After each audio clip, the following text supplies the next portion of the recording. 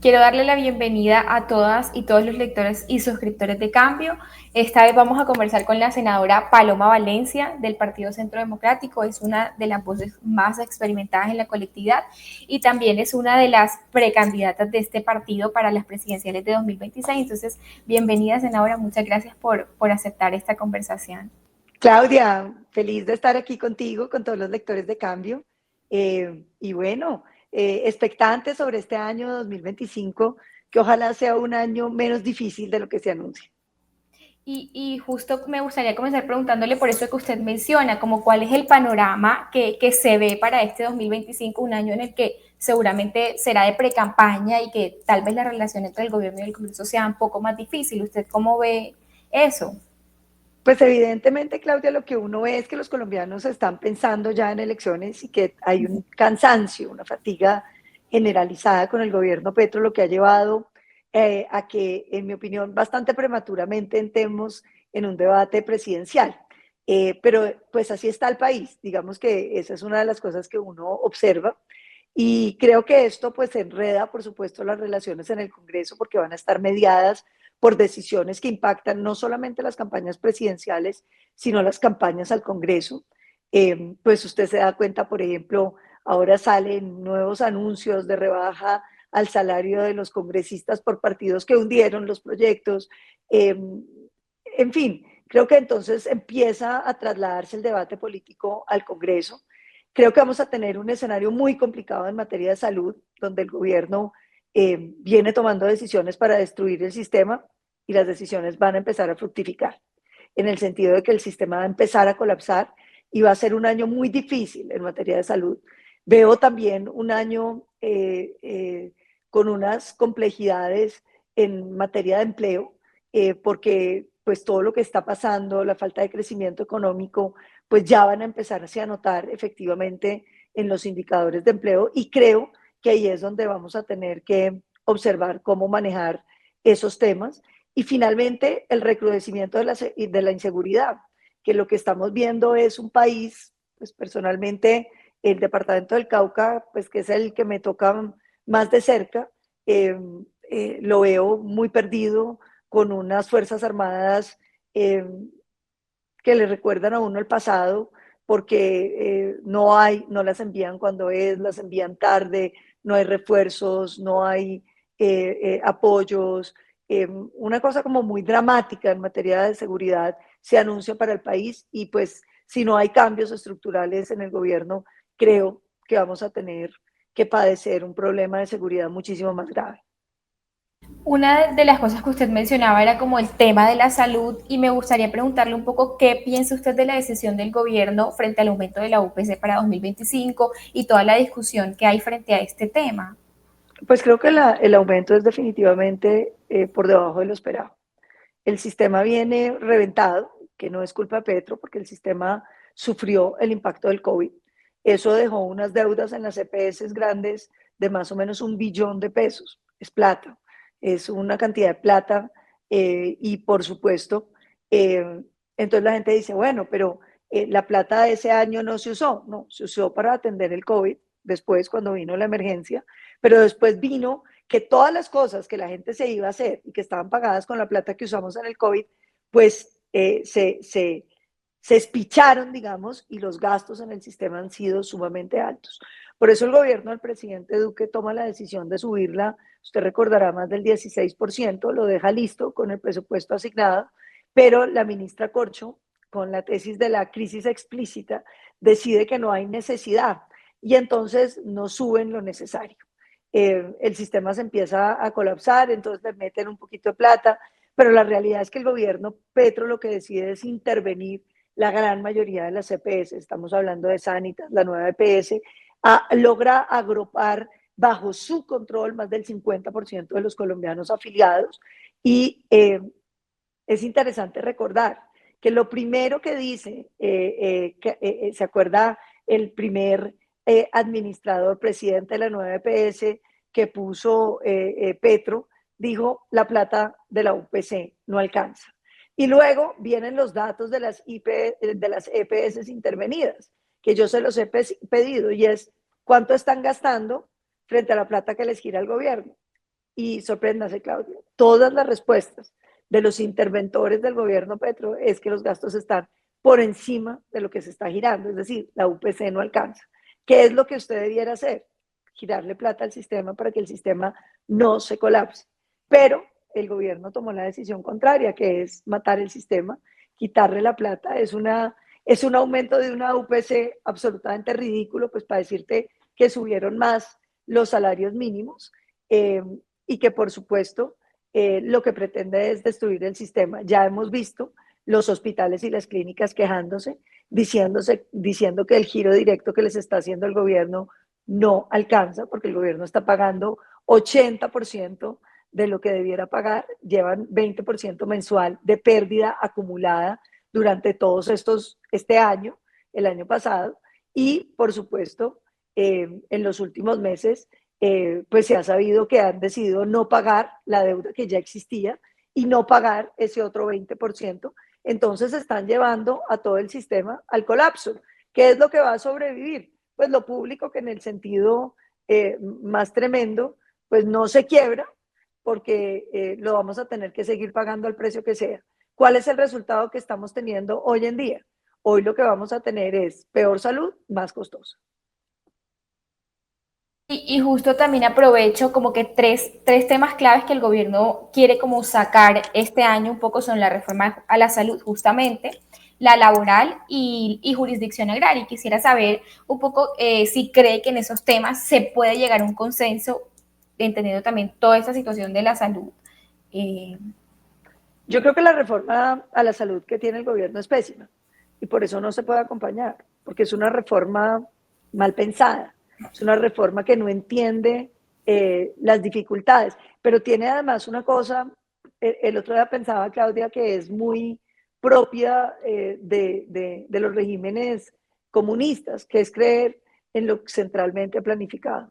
Lo cierto es que Colombia tiene un súper sistema de salud, o tenía, y lo que había que hacer era seguirlo ajustando, porque habíamos logrado mejoras muy significativas en tantas cosas que hoy teníamos el mejor sistema de salud de países en desarrollo, que incluso era mejor que varios países desarrollados. ¿Qué es lo que es muy triste? Que el gobierno pretende destruirlo. Mira, el sistema del gobierno no funciona, porque cuando usted ponga alcaldes y a gobernadores a montar las redes de salud, lo que va a haber es politiquería y corrupción. Cuando usted ponga a los grandes hospitales de este país a tener que negociar con los gobernadores para que les pidan o les exijan o les pongan, lo que va a pasar es que los buenos hospitales privados del país se van a ir, van a dejar de ser parte de la red de servicios y van a atender a quienes tengan prepagadas o tengan salud privada. Es decir, me parece que es una reforma que desconoce las realidades del sistema. Ellos tienen una idea, digamos, muy tierna, ingenua, de creer que si usted hace salud preventiva la gente no se enferma. Eso no es verdad. La salud preventiva es muy importante, pero la gente igual se enferma. Entonces, creer que porque usted saca la plata y la concentra en la prevención, usted va a lograr que el sistema sea muchísimo mejor, no es cierto. Lo que va a pasar es que usted se va a gastar una plata en prevención y después no va a tener con qué atender los problemas de salud que se le van a presentar. Concentrarse en la atención primaria no significa que usted no va a necesitar atención secundaria. Significa que mejora la atención primaria, pero que va a tener un déficit de atención de segundo piso, que realmente es cuando la gente necesita más atención porque es la salud más costosa de todas. Y finalmente yo creo que ellos tienen una idea muy simplista de lo que es un sistema de salud, en el sentido de que creen que es que uno escribe en un papel que a uno lo van a atender y entonces lo atienden.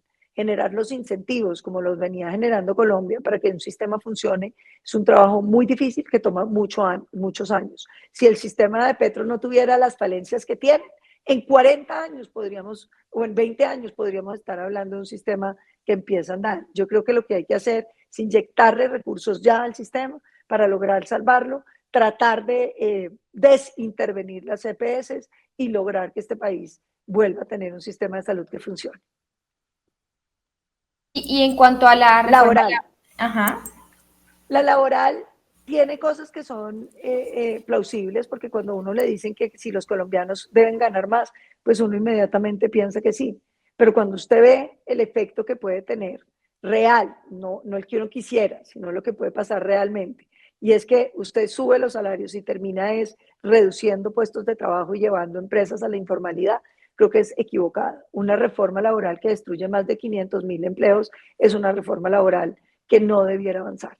De manera que yo ahí no encuentro muchas posibilidades de concertación, entre otras cosas porque el gobierno le cuesta mucho concertar. En la jurisdicción agraria, yo he venido liderando como ponente las mesas de concertación y vamos por buen camino.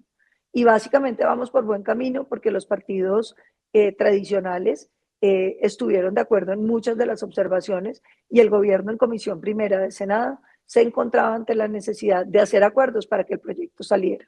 Y eso ha favorecido el proyecto. Creo que hoy el proyecto es bastante menos miedoso de lo que nos presentaron. Es un proyecto que es más respetuoso del derecho a la propiedad privada, que genera mucha menos incertidumbre, y el gobierno también, hay que decirlo, aceptó muchos de los elementos que yo propuse. Por ejemplo, creo que la jurisdicción agraria debiera hacer algo de resolverle los problemas a los campesinos.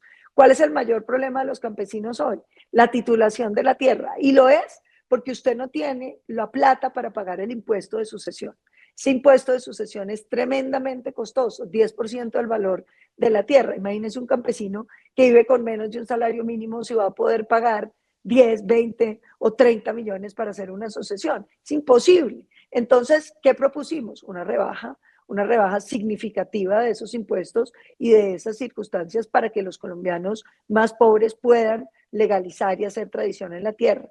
Propusimos que se implementen los jueces itinerantes, que yo los había introducido en una reforma a la justicia, pero que son fundamentales, porque lo que usted necesita es que los jueces vayan a las veredas de Colombia, estén en los lugares donde están los campesinos que no pueden ir a buscar justicia porque tienen que trabajar. Entonces, si el juez está ahí cerca, seguramente ellos van a ir y van a poder resolver muchos de esos asuntos. Y finalmente, yo creo que es fundamental pensar en que la jurisdicción agraria no se nos vuelva un dolor de cabeza, sino un mecanismo de solución. Y por eso creo que es clave resaltar que logramos que la fase de expropiación sea primero toda judicial y que las fases de extinción de dominio, que es cuando usted le quita los bienes a la gente y no les da indemnización, también tengan una fase judicial, y que la delimitación de baldíos, como la clarificación de baldíos, tenga fase judicial, porque aquí nadie sabe cuántos son los baldíos. Claudia, yo te lo voy a explicar así. Cuando llegaron los colonizadores españoles había tres tipos de tierra. Tierra que se le entregó a los conquistadores y que por lo tanto tenía cédula real. Tierra que se le entregó a los indígenas con cédulas reales también y que eran resguardos coloniales. Y otra tierra, el resto. ¿Cuánta tierra es el resto? Nadie sabe. Eso fue lo que se conoció como baldíos, que no eran de nadie.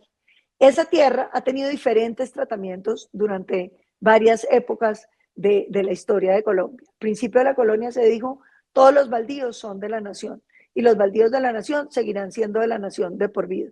Pero el presidente López Pumarejo, en 1936, lo que hizo fue decir, no, los colombianos pueden adquirir esos baldíos si ellos los explotan y los utilizan adecuadamente. Entonces se pusieron unas reglas y la gente empezó a adquirir los baldíos. Y en 1994 viene el siguiente cambio, que vuelven a decir los baldíos son de la nación. Pero todo lo que se entregó entre 1936 y 1994, que no se terminó de titular, que quedó la mitad de la vuelta hecha, pues esas son tierras que pertenecen a los colombianos. Y por eso es tan importante que el tema de baldíos sea claro. Te pongo un ejemplo de tierras baldías, todos los llanos orientales. Fueron tierras baldías que la gente fue a colonizar y les corresponde legalizar. Todos esos procesos tienen que tener normas claras y ahí creo que todavía nos queda un espacio para mejorar el proyecto de jurisdicción agraria. Ok. Y otro tema que me gustaría preguntarle ahora es todo el tema de la carrera por la presidencia, que sin duda va a ser un tema que se moverá mucho este año. Y quisiera preguntarle cómo va como esa carrera dentro del partido. Pues yo creo que el partido siempre ha hecho unos ejercicios serios, unos ejercicios que nos han permitido tener candidatos muy sólidos y ganar con el presidente Iván Duque la presidencia, de manera que yo tengo mucha tranquilidad en esa materia. Y yo creo que realmente el partido hoy está mostrando una enorme fortaleza, no solamente tiene sus figuras tradicionales, como la senadora Paola Holguín, la senadora María Fernanda Cabal, Andrés Guerra, que llevan en este partido desde su fundación, sino también figuras que han llegado nuevas, que llevan apenas pues 2 años largos en este partido, que son, por ejemplo, Miguel Uribe. Y yo creo que eso es bueno porque muestra que es un partido que atrae, pero por supuesto yo considero que esta es una candidatura que le corresponde a una mujer y que ojalá le corresponda a una persona con mucha experiencia, porque Colombia no está en un tiempo para que se llegue a aprender en la presidencia. Nosotros necesitamos personas que lleguen a ejecutar lo que se ha propuesto y que tengan un contenido ideológico ya conocido para evitar sorpresas. Justamente como una de las críticas que se ha hecho es que esas tal vez figuras nuevas pueden no estar haciendo las cosas como de la mejor manera. De hecho, la senadora María Fernanda Cabal hablaba de actuar a lo guanúmen y quería preguntarle un poco si dentro del partido se está jugando sucio de alguna forma o si cree que no. Yo creo que hay que estar denunciando constantemente las cosas que se hacen y que son inaceptables, como se hizo. Pero creo que lo que hay que también es tratar de mantener unidad, porque este es un partido que no puede romperse porque gente nueva llegue. Este es un partido que tiene que seguir adelante y que por supuesto tiene que mantener la solidez ideológica que se ha ido construyendo durante estos años. ¿Y tienen algún mecanismo definido para la elección de quien sea como el candidato del Centro Democrático o aún están en la construcción de eso? Todavía no lo tenemos, pero yo creo que hay que empezar a tener unas conversaciones en torno a cuáles son. Hay quienes consideran que debe ser voto abierto. A mí me encanta el voto abierto. Me preocupa que lleve el partido a no tener oportunidad de participar en una encuesta, en una consulta interpartidista que yo considero que sería muy necesaria. A mí sí me gustaría que el partido estuviera en una encuesta, en un mecanismo multipartidista que nos permitiera en marzo estar con otras fuerzas democráticas midiendo y escogiendo un solo candidato. Y justo le pregunto, ¿en qué cosas fallaron en 2022 y creen que esta vez hay que hacerlas distintas para que no se cometa tal vez ese mismo error? Yo creo que no haber estado en la consulta. Eso Okay. fue la gran falla.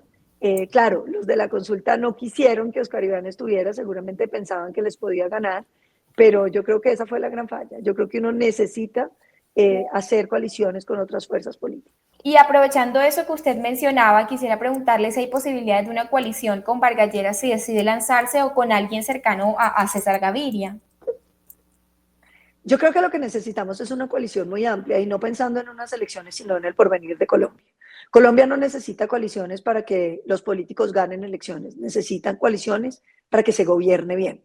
Bajo dos preceptos, hay que llegar a organizar la casa, sanear las finanzas públicas, organizar el sistema de salud, resolver los temas que quedan complejos después de este gobierno y avanzar en enriquecer los colombianos. Enriquecer a los colombianos es hacer de Colombia un país de oportunidades, es jugársela por una gran revolución educativa que tenga en cuenta lo que está pasando en materia de inteligencia artificial, que ponga a los jóvenes colombianos en la vanguardia de lo que va a pasar en el planeta y que nos haga competitivos frente a las posibilidades que va a haber en el mundo. Lo segundo, tenemos que jugárnosla por la informalidad de este país. Cuando hablamos de la economía de Colombia, hablamos así. La mitad de la economía colombiana no la vemos, no hacemos política pública para ellos porque son informales, nadie sabe dónde están, nadie sabe a qué se dedican y ahí hay una fuerza productiva muy importante que si le logramos dar crédito, que si le logramos dar cursos para mejoras productivas, que si pueden tener software para llevar sus contabilidades, que si se pueden encadenar con negocios grandes, son capaces de proveer un montón de bienestar para los colombianos. Tenemos que jugárnosla por las mujeres que tienen un círculo de pobreza en el que están atrapadas. 46%, Claudia. Es decir, la mitad de los hogares de este país son madres cabeza de hogar.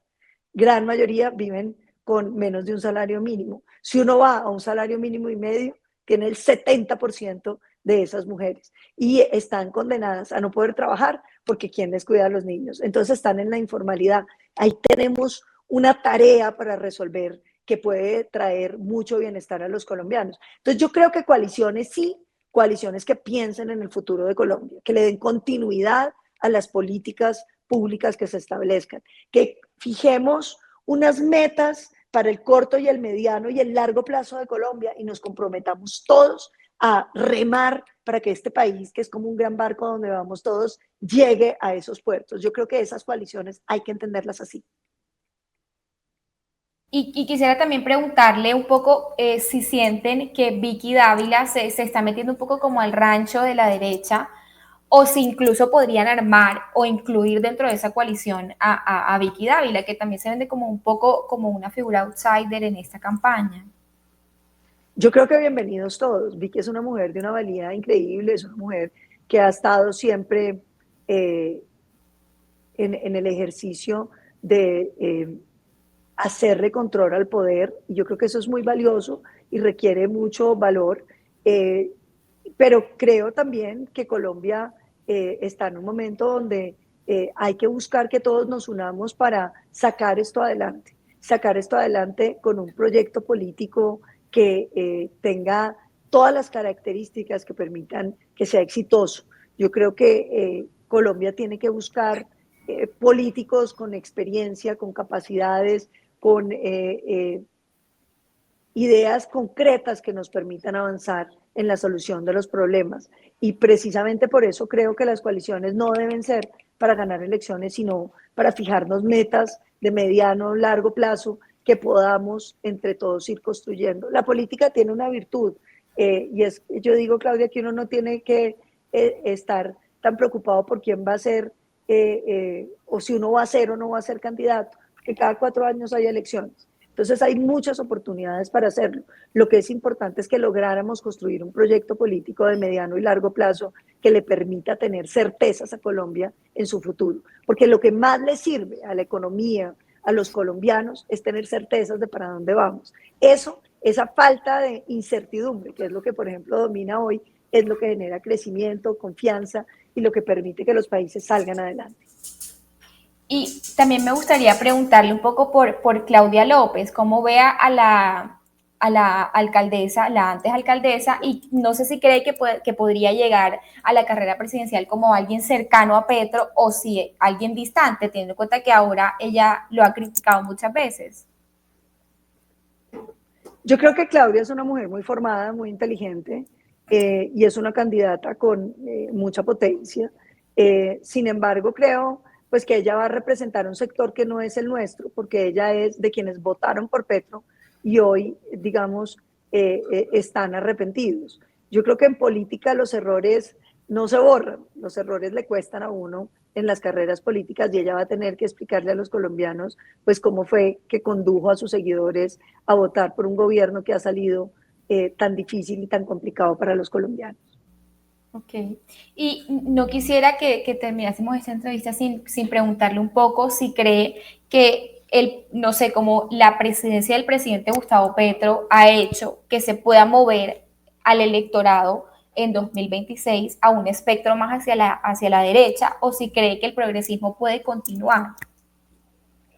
Yo creo que evidentemente aquí va a haber un cambio porque la gente no está contenta con los resultados del gobierno Petro, que fue un gobierno de boca grande para prometer, pero de manos muy chiquitas para cumplir. Es un gobierno que se comprometió a mucho y que ha dado muy poco. Entonces yo sí creo que la gente está cansada.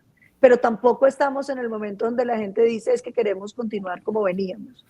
Yo creo que hay necesidad de que todo el mundo asuma que los colombianos pidieron un cambio, que hay cosas que no están funcionando y que la gente no está dispuesta a mantenerse en una situación donde la democracia va por detrás de las expectativas de los colombianos. Gran reto hoy, Claudia, es para la democracia.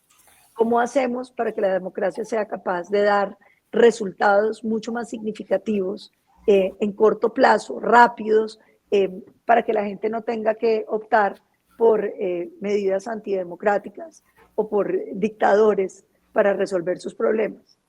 Es increíble pensar que hoy tenemos más población del mundo viviendo por fuera de la democracia que la que teníamos hace 20 años. Porque la gente está dispuesta a ceder la democracia porque cree que no vale nada. Se hizo en Venezuela y fíjese el trabajo que ha dado recuperar. Entonces yo sí creo que la lección de Venezuela es que quienes somos demócratas tenemos que entender las necesidades de cambio, las necesidades de ajuste, las exigencias de un electorado cada vez más crítico, un electorado que exige resultados, que exige transformaciones, que exige oportunidades, no en el discurso, sino en la realidad. Y para eso hay que prepararse, para poder dar resultados. Yo creo que el próximo gobierno, si a mí me preguntan de qué se debe tratar de ejecutar, de hacer las cosas, de lograr que las cosas pasen, que los colombianos vean que el país está cambiando realmente. Y entonces, se podría decir un poco que el electorado podría estar más motivado frente a figuras no radicalizadas. Yo creo que el radicalismo no le conviene al país, porque cuando hay radicalismo, Claudia, lo que pasa es que la gente no escucha las propuestas, sino que la gente hace una caricatura de la persona. Entonces votan por personas y no por ideas. Y yo creo que esto tiene que ser, claro, hay una persona que lleva las ideas, pero fundamentalmente unas ideas que sean capaces de transformar a Colombia. Si usted compara lo que está proponiendo el uno y el otro, usted va a encontrar los matices, y en los matices es donde están las diferencias. Y ahí es donde Colombia podría escoger bien. La función de los colombianos no es solamente elegir un presidente, es elegir un buen presidente. Y cuando tú piensas en elegir un buen presidente, las preguntas que te haces no es quién puede ganar, sino quién puede gobernar bien, quién puede ser un presidente que resuelva algunos de estos problemas que tenemos y que plantee soluciones estructuradas, que nos ayude a consolidar un movimiento de colombianos que decidamos ir hacia donde nos han propuesto, porque los países no los salva una persona, los países los salva una sociedad que decide recorrer una ruta. Y yo creo que por eso es que los colombianos tienen que pensar mucho en estas elecciones, no en quién puede ganar, ni sino quién le gusta y quién es más bravo, sino quién sería el mejor presidente, porque lo que necesita Colombia es elegir buenos presidentes, no simplemente presidentes. Bueno, senadora, le agradezco mucho por aceptar esta conversación con nosotros y también a todos los quienes nos están viendo, quería invitarlos también a que se suscriban a Cambio, que el periodismo que hacemos depende de ustedes. Entonces, suscríbanse y nos leemos por ahí. Muchas gracias, senadora, por este espacio. Muchísimas gracias, Claudia, a ti. Un saludo a todos los suscriptores y a todos los seguidores de Cambio y ojalá muchos se suscriban porque es un periodismo hecho con seriedad y sobre todo un periodismo que tiene visiones divergentes a muchas de las que hay, de manera que es importante que tengamos siempre pluralidad en las ideas para que la discusión sea mucho más seria. Yo creo que hay que valorar la contradicción política porque eso es lo que nos hace más fuertes en nuestras propias ideas, pero sobre todo nos ayuda a entender cuáles ideas son mejores que otras.